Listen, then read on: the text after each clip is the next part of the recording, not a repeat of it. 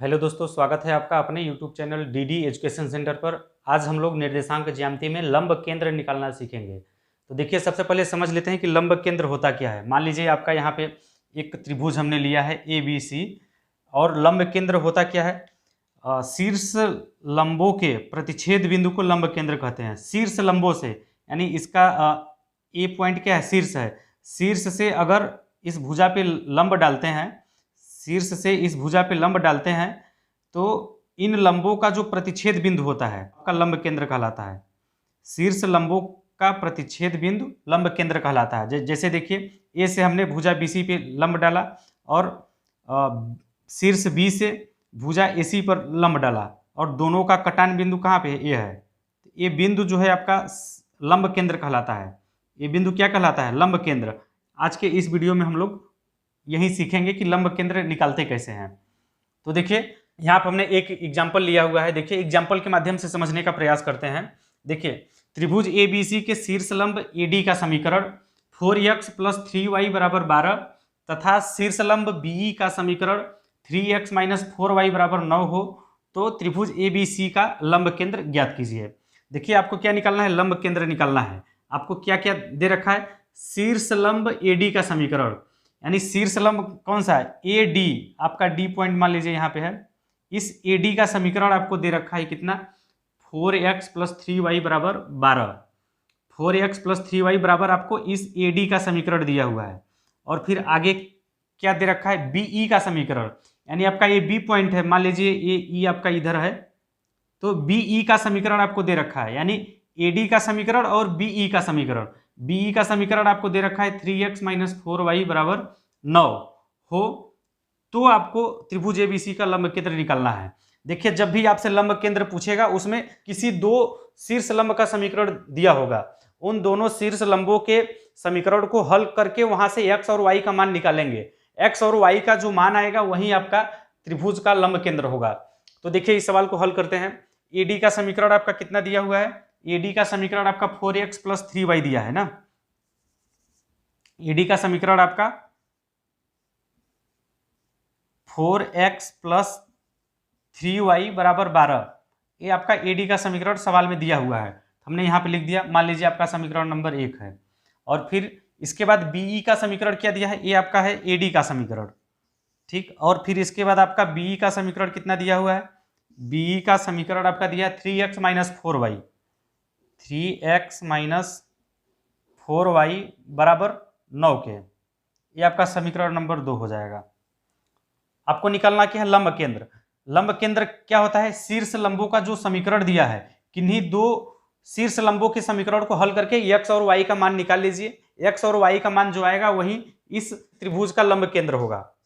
देखिए, ऊपर वाले समीकरण में क्या करिए, समीकरण 1 में आप ऐसा करिए, 4 से गुणा करिए। समीकरण 1 में 4 से गुणा करिए, प्लस फिर उसके बाद जोड़ दीजिए अगले वाले में समीकरण 2 में 3 से गुणा करके।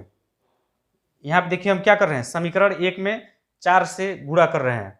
समीकरण 1 में क्या कर रहे हैं, 4 से गुणा, और फिर समीकरण 2 में 3 से गुणा करके दोनों को आपस में जोड़ रहे हैं। तो देखिए, समीकरण 1 में 4 से गुणा करिए तो हो जाएगा 4 चौके 16, 4 चौके 16x प्लस 4 3 12y, 12y बराबर आप 4 से इसमें भी गुणा करेंगे तो 12 चौके हो जाएगा 48, क्योंकि गुणा आपका दोनों पक्षों में होता है। तो समीकरण 1 में 4 से गुणा करने पर हमने ये समीकरण पाया।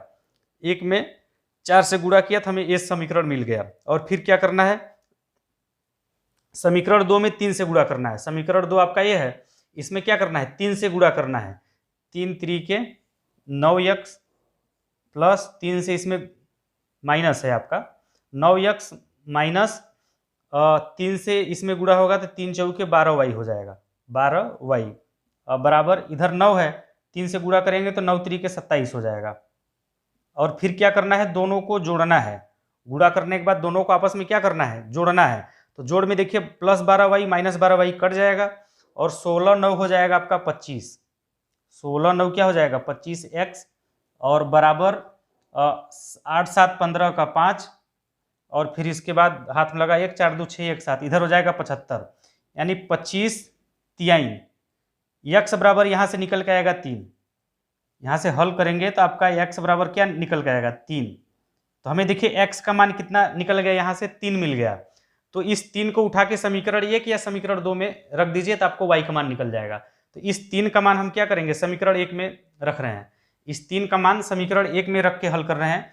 तो x बराबर क्या निकला 3, तो 3 का मान इसमें रख के हल करिए तो हो जाएगा आपका, इधर मैं कर ले रहा हूँ, आपका हो जाएगा 4 × 3, 4x है ना, तो 4 × 3 हो जाएगा क्योंकि x का मान हमने 3 निकाला है। अब प्लस 3y बराबर 12, तो बराबर 12, ये समीकरण 1 में x का मान हमने रखा। तो यहाँ से हो जाएगा 4×3 12 प्लस 3y बराबर हो जाएगा आपका 12। इधर आपका प्लस 12 है, जब उस साइड पक्षांतर करेंगे तो इधर आके -12 हो जाएगा, यानी 3y बराबर आपका क्या हो जाएगा 0, यानी y बराबर क्या हो जाएगा 0 हो जाएगा। तो यहाँ से देखिए x बराबर हमें मिल गया 3 और y बराबर मिल गया 0, तो लंब केंद्र क्या हो जाएगा, यहाँ से शीर्ष लंबों के समीकरण को हल करते हैं, हल करने पे x और y का मान जो आता है वही त्रिभुज का लंब केंद्र होता है।